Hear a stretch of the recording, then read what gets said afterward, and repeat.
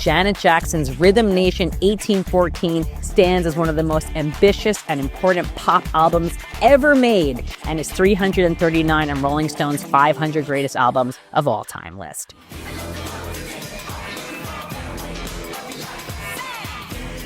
It took everything Janet had built with control, artistic independence, crossover appeal, personal power, and pushed it into new territory.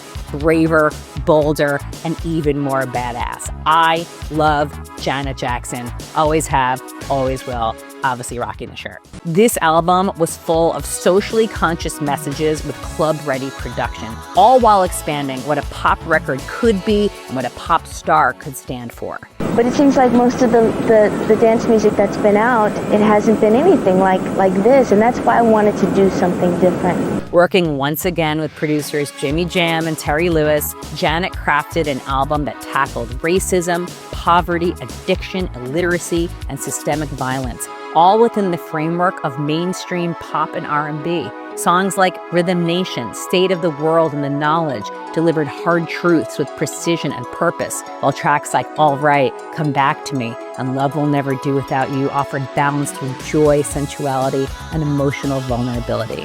Rhythm Nation 1814 became the only album in history to score #1 hits on the Billboard Hot 100 across 3 different calendar years. It tied the record for most top 5 singles from a single album, 7 in total, and went on to sell over 12 million copies worldwide, becoming one of the best-selling albums of the decade.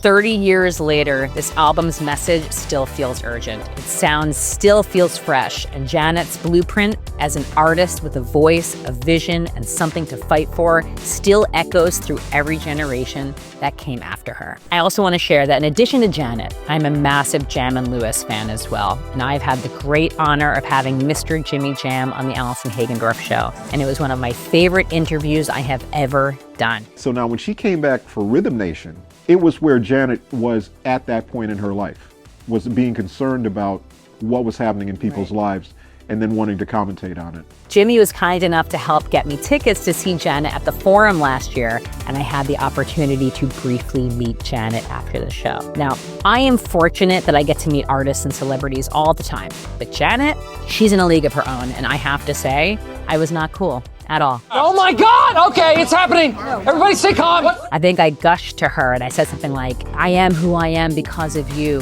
which I was so out of body while saying it, but Janet was so gracious and was like, wow, thank you.